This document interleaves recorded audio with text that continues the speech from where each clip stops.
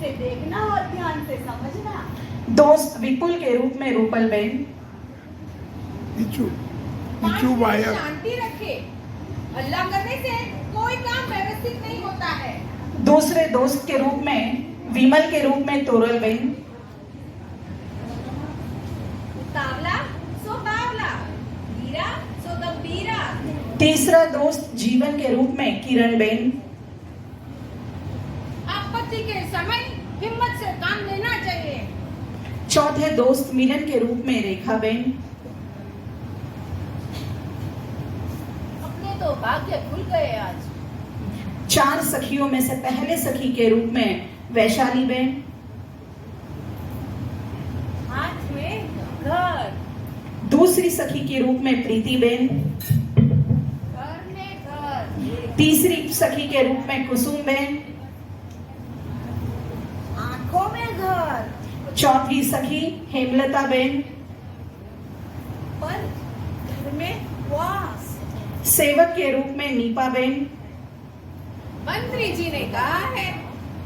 बहुत सुंदर। अब प्रथम दृश्य में दोस्त विमल अपने घर में चिंतित बैठे हैं और इतने में उसके घर में उसके दोस्त विपुल का आना होता है। विमल चिंताग्रस्त है, विपुल आता है और देखो विमल विपुल का स्वागत करता है। चलते हैं विमल के घर। अरे विपुल, आओ विपुल, कैसे आना हुआ? बड़े दिनों के बाद हमारी याद आई। लगता है काम में इतना बिजी हो गया है कि पुराने दोस्तों को ही भूल गया है। खैर कोई बात नहीं, कैसे आना हुआ? अरे विमल, क्या बताऊं तुझे, मैं इतना परेशान हूँ। 5 साल से कपड़ों का व्यापार कर रहा हूँ, लेकिन इतनी कड़ी मेहनत करने के बाद भी सब पत्थर पे पानी है। कहा है ना, मनुष्य की धन के बिना कोई कीमत ही नहीं है। ना बाप बड़ा, ना भैया, सबसे बड़ा है रुपया। निर्धन की तो इस जमाने में कोई कीमत ही नहीं है। अरे भाई, मेरे भी हाल कुछ ऐसे ही है। कितने सारे व्यवसाय किए, लेकिन एक में भी यश नहीं मिला। क्या करें? दोनों दोस्त अपने अपने दुख एक दूसरे को बता रहे थे कि उसी वक्त उनके दो दोस्त जीवन और मिलन का भी आना होता है। देखो ये चारों दोस्त कैसे लिखते हैं। अरे आओ आओ मिलन, आओ आओ जीवन, आओ। अरे क्या बात है, आज हम चारों साथ में मिल गए। हाँ हाँ, कैसे आना हुआ जीवन? अरे विपुल, पेट की भूख मिटाने के लिए और धन कमाने के लिए नौकरी ढूंढने निकले थे। सोचा पहले विपुल को और तुम्हें मिलकर यहाँ से निकल जाएंगे, इसीलिए तो आए थे। लेकिन तुम दोनों तो साथ में ही मिल गए, बड़ी खुशी की बात है। हम दोनों भी यही सोच रहे थे कि धन कमाने के लिए क्या करना चाहिए। हम चारों के पास बुद्धि तो बहुत है, लेकिन न जाने हमारे कर्म कैसे हैं। अब हम चारों मिलके कुछ सोचते हैं। मेरा ख्याल ऐसा है कि हम यह गांव छोड़कर कहीं और जाते हैं। कभी ऐसा होता है इस गांव में अपना नसीब नहीं काम करता, लेकिन परदेश जाने के बाद मेहनत करके किस्मत आजमाते हैं तो हमारे भाग्य खुल जाते हैं। क्या सोचते हो आप? तो चलो सब शुभ निश्चित करो। चलो चलो चलो तो परदेश। चारों मित्र परदेश जाने की तैयारी करते हैं और परदेश जाने के लिए निकलते हैं। शुभ मुहूर्त की सुनहरे अवसर पर घर से निकलते हैं। चलते चलते पैदल ही चलते जा रहे हैं। चारों दोस्त एक दूसरे के साथ चल रहे हैं और रास्ते में पैदल चलते चलते चलते पैर को चल रहे हैं और चल रहे हैं और रास्ते में छोड़ दो थोड़ा आगे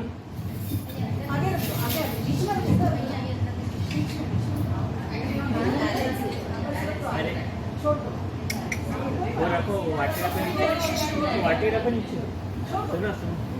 पण नीचे पैर को कुछ स्पर्श का अनुभव होता है।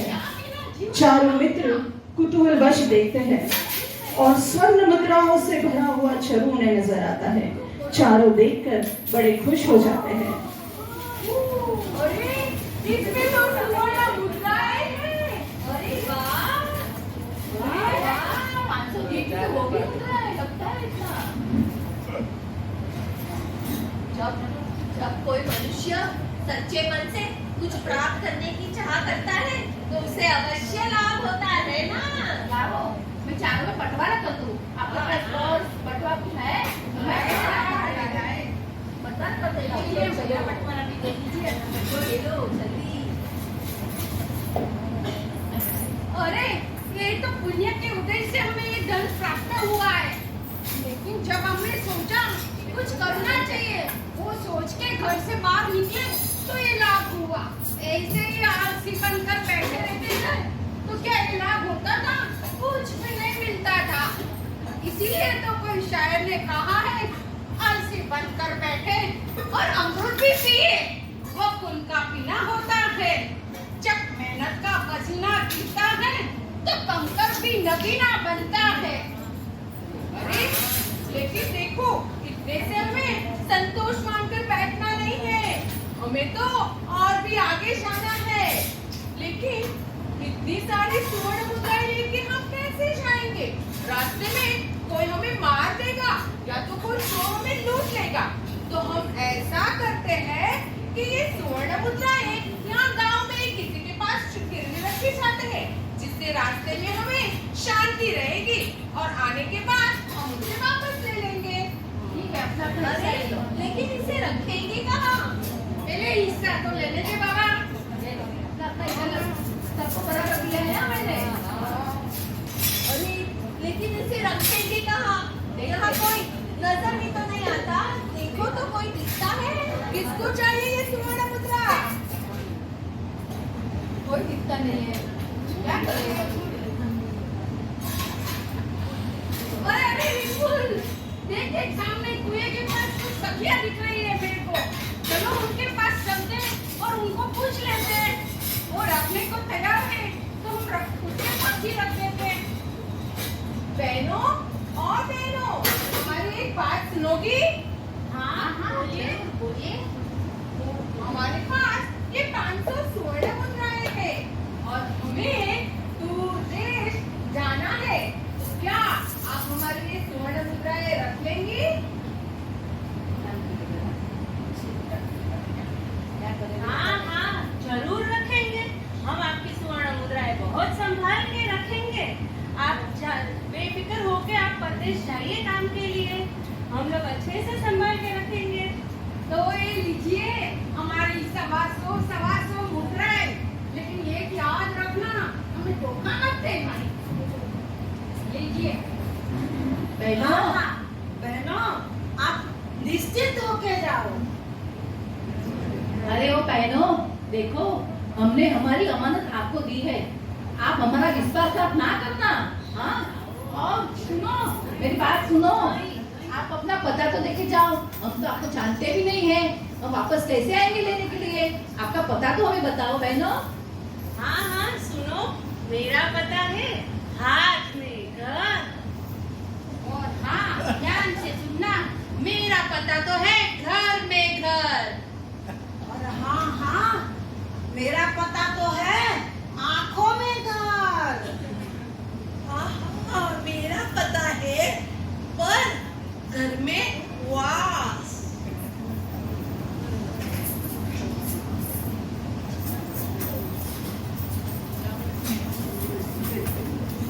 समझ में नहीं आ रहा क्या करके चले गए। देख बहुत जल्दबाजी की है, सोचे बिना ये काम कर दिया है। अब पछताने का समय आ गया है। कहते हैं ना, उतावला सो बावला, हीरा सो गंभीरा। अब क्या करेंगे? अरे अभी 5 मिनट शांति तो रखे। हल्ला करने से कोई काम व्यवस्थित नहीं होता है। हम कुछ सोचते हैं। ऐसा करते हैं, मैं यहाँ गांव में रह जाता हूँ, इनकी तपास करता हूँ और सब कुछ लेके फिर आपको अगले गांव में मिलता हूँ। आप लोग निकल जाइए। अरे नहीं नहीं, हमें अलग अलग नहीं होना है, हम जहाँ जाएंगे साथ ही रहेंगे। तो चलो हम चारों मिलके उन सखियों का घर ढूंढते हैं और अपनी सुवर्ण मुद्राएं वापस ले लेते हैं। लेकिन इस आपत्ति के समय हमें हिम्मत नहीं हारना चाहिए, हमें हिम्मत से काम लेना चाहिए और यहाँ के राजा के पास जाना चाहिए। हाँ, यही ठीक है। हमको उनका पता तो पता नहीं चलता है, सांकेतिक भाषा में बात की है तो राजा को जाके मिलते हैं। चलो राजा के पास जाते हैं। चलो चलो। अब चारों मित्र मिलकर राजा के पास जाते हैं। वे हमें सहायता करते हैं। राजा का दरबार लगा हुआ है और देखिए चारों मित्र सभा में उपस्थित होते हैं, दरबार में आते हैं। चलो हम सब मिलकर चलते हैं राजा के दरबार।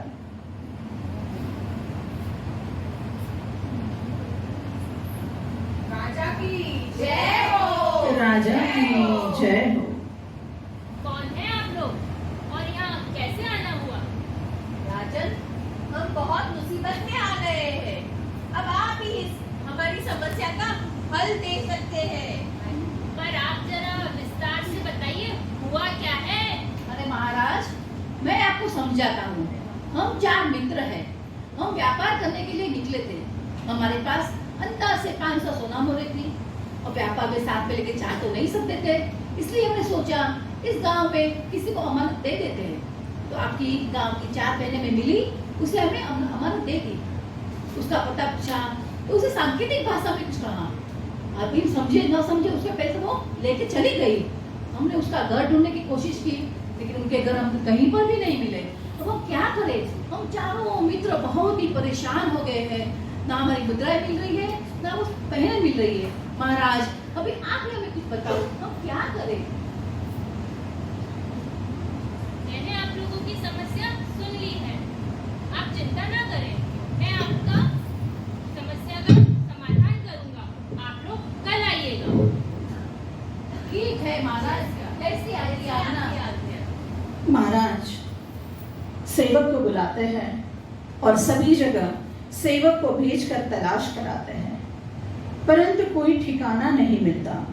सांकेतिक भाषा में दिए गए घर के पते पर अत्यंत बुद्धि को कसकर दिए गए थे। सेवक ने बहुत ढूंढा बट कहीं कुछ पता नहीं चला।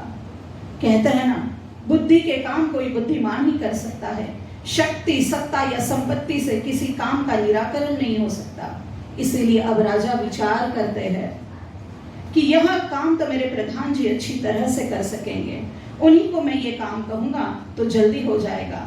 इसीलिए महाराज देखिए मंत्री जी से क्या कहते हैं।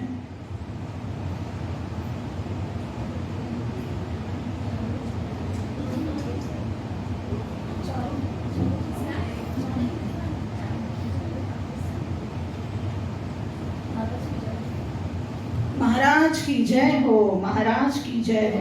जय हो, विजय हो। बैठिए। प्रधान जी, ये 4 मित्र हैं, अपनी कुछ समस्या लेकर आए हैं, आप जरा इनका समाधान कर दीजिए। जैसी आज्ञा महाराज। आप चारों मित्रों को क्या सहायता चाहिए? मैं आपकी मदद किस प्रकार कर सकता हूँ? जरा अपनी अपनी समस्या बताइए।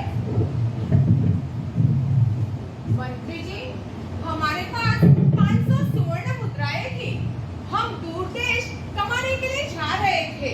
रास्ते में हमने अपनी सुवर्ण मुद्राएं 4 सखियों को दे दी। उन्होंने अपने घर का पता सांकेतिक भाषा में बताया, लेकिन हमें तो कुछ समझ में नहीं आया। आप तो बहुत बुद्धिशाली हो, ये समस्या जल्दी से सुलझा दोगे आप। ठीक है वो तो, पर वो सांकेतिक भाषा क्या थी? जरा आप लोग मुझे उसके बारे में बताएंगे तो मुझे समझ आए कि मुझे आपकी मदद किस प्रकार करनी है। मैं बताता हूँ मंत्री जी, मैं बताता हूँ सांकेतिक भाषा क्या है। एक ने बोला हाथ में घर, दूसरी ने बोला घर में घर, तीसरी ने बोला आंखों में घर और चौथी ने बोला पर गर्भवास। लेकिन ये चारों सांकेतिक भाषा हमें बिल्कुल समझ में नहीं आई और ये चारों सखियां तो हमें मूर्ख बनाकर चली गई है। ठीक है, आप लोग कल फिर आइएगा। मैं तब तक सेवक को भेजकर उन सखियों का और उस घर का पता लगवा लेता हूँ। आप लोगों से कल पुनः बात होगी। अरे मंत्री जी, आप हमें मूर्ख तो ना बनाइए। एक तो हमारा धन गया और आप हमें हंसी के पात्र बना रहे हो। अरे भाई, मैं तुम लोगों की हंसी नहीं उड़ा रहा हूँ। आप लोग सब मुझ पे विश्वास रखिए। कल सुबह आप दरबार में आना और अपनी स्वर्ण मुद्राएं लेकर जाना। ठीक है मंत्री जी, आपने इतना वचन दिया है तो हमें आप पे पूरी श्रद्धा है। हम कल जरूर आएंगे। चारों मित्र अब राज दरबार से निकल जाते हैं। मंत्री सेवक को घर देखने के लिए भेजता है। सेवक और सेवक। जी मंत्री जी। मंत्री जी सेवक को बुलाकर घर देखने भेजते हैं और सांकेतिक भाषा का अर्थ निकालकर घर के चिन्ह सेवक को बता देते हैं। बहुत सुंदर बुद्धि का परिचय होता है। उसके बाद में सेवक को भी बराबर घर भी मिल जाते हैं और वहां जाने पर अब चारों सखियां क्या जवाब देती है हम सुनते हैं। सेवक पहुंचता है चारों सखियों के घर। जी मंत्री जी, मैं अभी पता लगाता हूँ।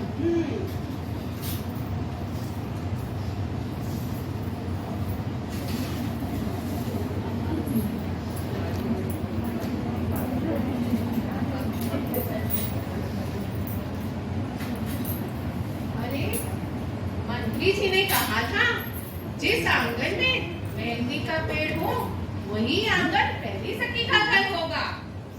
चलो मेहंदी का पेड़ ढूंढता हूँ।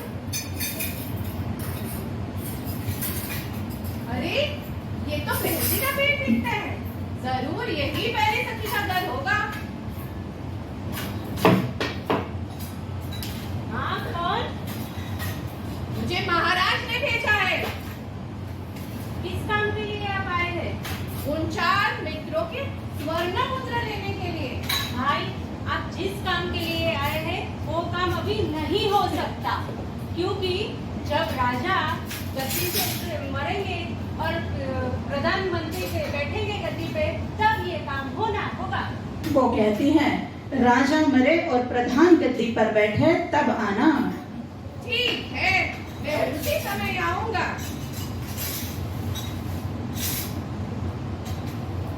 मुझे नारियल का पेड़ ढूंढना है। मंत्री जी ने कहा था जहाँ नारियल का पेड़ होगा वही दूसरी सखी का घर होगा।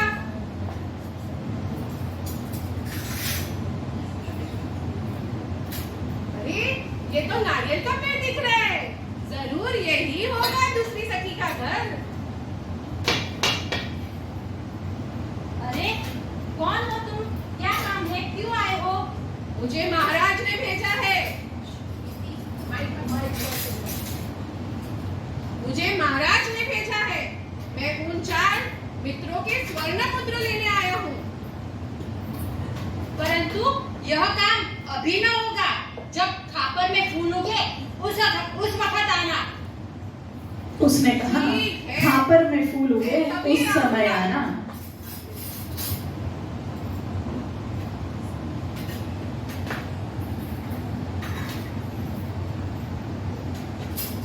अब सेवक पहुंचता है तीसरे सखी के घर। मंत्री जी ने कहा था कि जहाँ गूंजे का पेड़ है उस मंत्री आंगन जी में ने वो कहा पहुंचता था, है।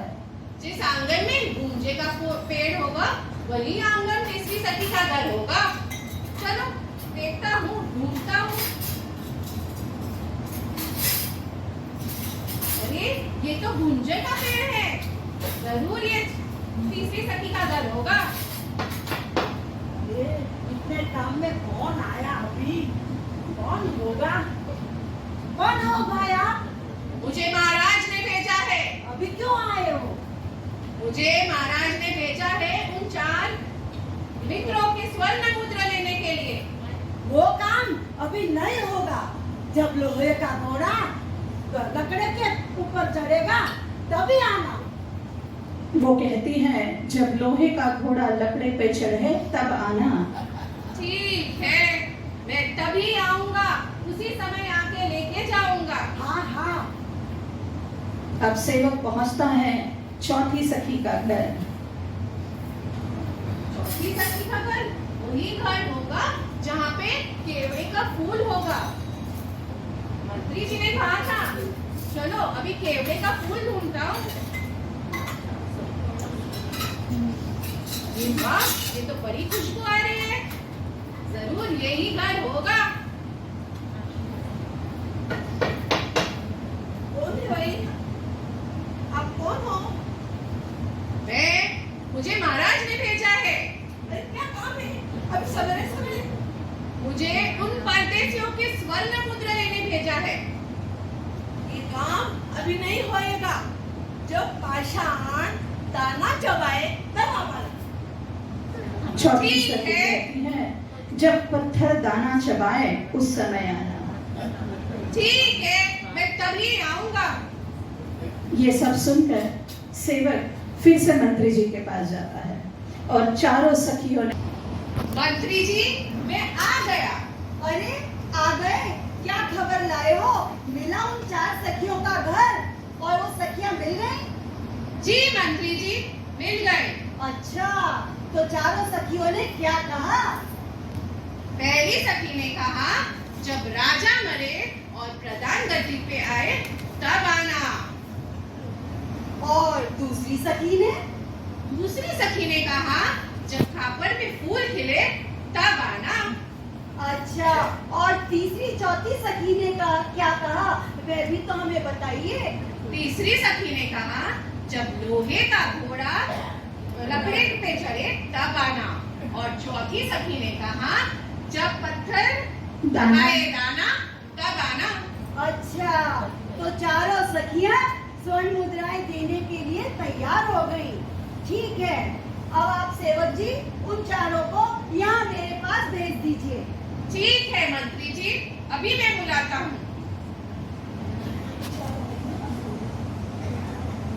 मित्र हाजिर हो जाओ।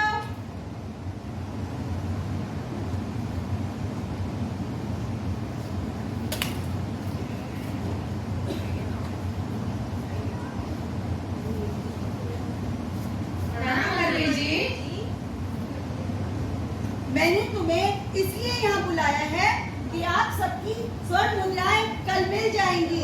कल आप लोग दरबार में आना और अपनी आके स्वर्ण मुद्राएं लेकर जाना। अरे मंत्री जी, वापस आप हंसी तो नहीं उड़ा रहे हो ना? अरे मैं तुम्हारी हंसी नहीं उड़ा रहा हूँ, मेरे पर आप लोग विश्वास रखिए। कल आपकी स्वर्ण मुद्राएं मिल जाएंगी, बस यही बात याद रखिए। ठीक है मंत्री जी, जैसा आप कहो वैसा करेंगे।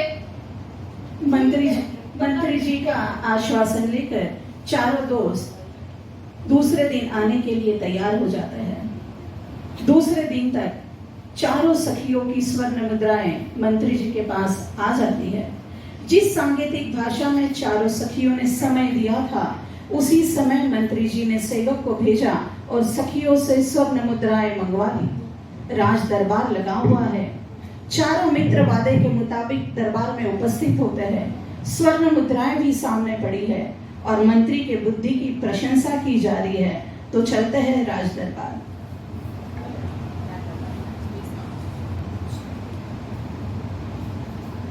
महाराज की जय हो, विजय हो।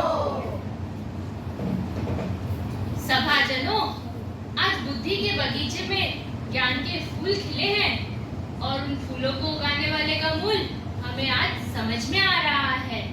प्रधान जी, आप जरा विस्तार से बताइए, इस सांकेतिक भाषा का अर्थ आप किस तरह समझे? जैसी आज्ञा महाराज। मैंने इस गूढ़ भाषा का इस प्रकार अर्थ लगाया कि पहली सखी ने कहा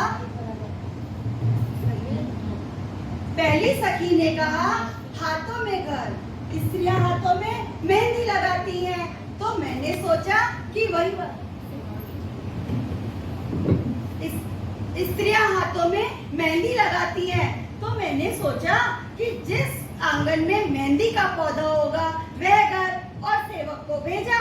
पर जब उस सखी से स्वर्ण मुद्राएं मांगी मांगी तो उसने एक अलग समय बताया। उसने कहा राजा मरेगा और प्रधान गद्दी पर बैठेगा तब आना। इसका मतलब मैंने यूं लगाया कि जब सूर्य रूपी राजा अस्त होगा और चंद्र रूपी प्रधान गद्दी पर बैठेगा तब वह समय। बस मन सेवक को भेजकर मैंने मुद्राएं हासिल कर ली। क्या नारी की बुद्धि है। मेरे राज्य में इतनी बुद्धिशाली स्त्रियां हैं, ये जानकर मुझे अत्यंत आनंद हो रहा है। प्रधान जी, ये तो एक पहेली हो गई। अब दूसरी पहेली का अर्थ आपने कैसे लगाया वो भी बताइए। हाँ महाराज, दूसरी सखी ने कहा घर में घर तो नारियल में कवच होता है, उसके अंदर खोया होता है। तो बस मैं समझ गया कि जिस घर में जिस आंगन में नारियल का पेड़ होगा वह घर। और बस सेवक गया। लेकिन उस सखी ने भी कुछ अलग समय बताया। उसने कहा खापर में फूल खिले तब आना। मतलब कि मिट्टी की पाटी में जब दिया जले तब आना। अब वह समय था दिया बत्ती का समय। मैंने सेवक को भेजा और स्वर्ण मुद्राएं हासिल कर ली। और तीसरी और चौथी सखी ने क्या कहा? हाँ महाराज, बताता हूँ। तीसरी सखी ने कहा आंखों में घर और गुंजा के बीच पर काला टिक्का होता है। तो मतलब जिस आंगन में गुंजा का पेड़ होगा वह घर। और जब मैंने सेवक को भेजा बात सच्ची निकली और गुंजा का पेड़ भी था और वह सखी भी थी। फिर मैं जब उसने सेवक ने उससे स्वर्ण मुद्राएं मांगी तो उसने देने में आनाकानी की और एक नया समय बताया। उसने कहा कि जब लकड़ी का लोहे का घोड़ा लकड़ी पर चढ़े तब आना। मैंने इसका मतलब यूं लगाया कि जब रात को सब सो जाते हैं ना तो लोहे की कड़ी को लकड़ी पर चढ़ा देते हैं। बस मैंने उसी समय सेवक को भेजा और मैं हासिल कर लिया। और फिर महाराज चौथी सखी ने क्या कहा आपको बताऊं। चौथी सखी ने कहा पर घरवास। मतलब कि जिसके घर में केवड़े का पौधा होता है उस आंगन के पड़ोस उसके बाजू वाले पड़ोसी के घर में उसकी सुगंध जाती है।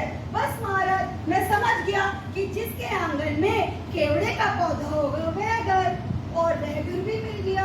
और तब वो सेवक गए तो उसने कहा कि जब पत्थर अनाज चबाए तब आना। महाराज ये तो बहुत इजी था। मैं समझ गया कि चक्की पत्थर की होती है और जब उसमें अनाज डालते हैं तो आटा पिस कर आता है और ये काम स्त्रियां सुबह सुबह करती हैं। बस सेवक को भेजा और मैंने स्वर्ण मुद्राएं हासिल कर दी महाराज। इस तरह मैंने इन सब बुद्धियों को सुलझा दिया महाराज और चारों मित्रों की स्वर्ण मुद्राएं हासिल कर ली। प्रधान जी, मुझे तो शुरू से ही आपकी बुद्धि और समझदारी पे पूरा भरोसा था। मेरे राज्य में इतने बुद्धि और तेजस्विता के रथ जगमगा रहे हैं। मुझे अत्यंत गौरव हो रहा है। मैं आज आपका सम्मान करना चाहता हूँ। अरे महाराज ये तो आपके आशीर्वाद का फल है। पर हाँ उन स्त्रियों में विशेष बुद्धि है और मुझे उनकी चतुराई पर महाराज अति गौरव महसूस होता है। सही कहा प्रधान जी। आज मैं उन तेजस्वी और बुद्धिमान स्त्रियों का भी सम्मान करना चाहता हूँ। सेवक जी महाराज। जाके उन चारों सखियों को सम्मान पूर्वक पालकी में लेकर आओ। जी महाराज। ये तुम्हारी स्वर्ण मुद्राएं। धन्यवाद महाराज। मंत्री जी धन्यवाद। भाई ये तुम्हारी स्वर्ण मुद्राएं। धन्यवाद धन्यवाद। भाई ये आपकी स्वर्ण मुद्राएं। ये तुम्हारी स्वर्ण मुद्राएं। खूब आभार मंत्री जी, खूब आभार। चलो अभी तो कमाने की जरूरत नहीं है।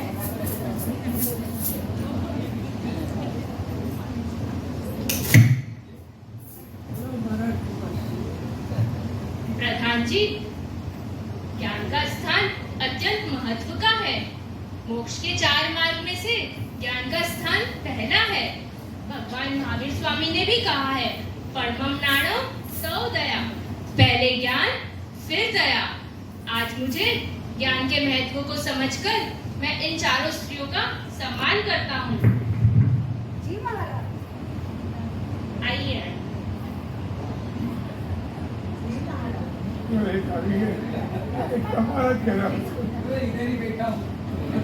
महाराज की जय हो, महाराज की जय हो। महाराज की जय हो, जय हो। महाराज, आपने सही कहा है, ज्ञान का स्थान सबसे ऊंचा है और किसी कवि ने इसकी तुलना इस प्रकार की है कि ना ज्ञान तुल्य किल कल्प वृक्षो, ना ज्ञान तुल्य किल कामधेनु, ना ज्ञान तुल्य किल काम कुंभो, ज्ञाने ना चिंतामणि रूप्य तुल्य।